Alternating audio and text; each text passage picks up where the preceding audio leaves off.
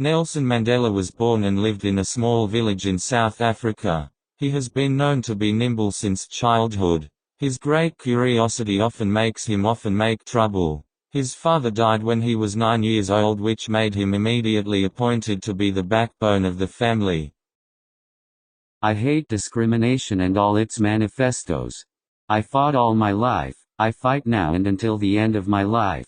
Mandela was known as a person who opposed black politics. His struggle against it is told in the book he wrote entitled Walk to Freedom. I have sabotaged government activities several times because I thought that South Africa was too controlled by white people. Local residents who are black do not get a place at all in their homeland. This reason made Nelson and many of his friends fight tooth and nail. What Nelson did made the government angry and then imprisoned him. Mandela began to enter politics in 1942 and joined the African National Congress, ANC political party. The party's aim was to liberate South Africa. The biggest factor in him joining the party was the arbitrary actions of white colonialists against black people. Nelson Mandela was influenced by the thoughts of Walter Sisulu, one of the leaders of the ANC party. He often spent time at Sisulu's house with Anton Lembede and Oliver Tambo. During a general meeting of ANC members in Durban, Nelson Mandela gave a speech and protested in front of 10,000 people.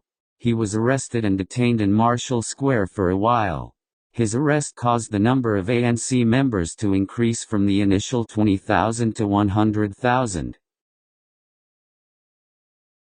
Although he was repeatedly arrested for his frequent protests against the apartheid system, he was arrested on charges of sedition of the workers and going abroad without permission, on August 5, 1962.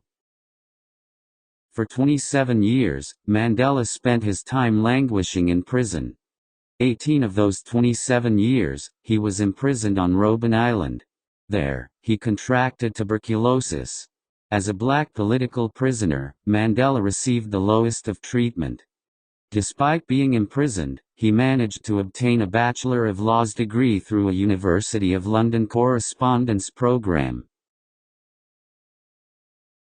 On April 27, 1994, South Africa held its first democratic election. Nelson Mandela was elected as the first black president on May 10, 1994, at the age of 77. From 1994 to June 1999, President Mandela worked to bring about the transition from minority rule and apartheid to black majority rule.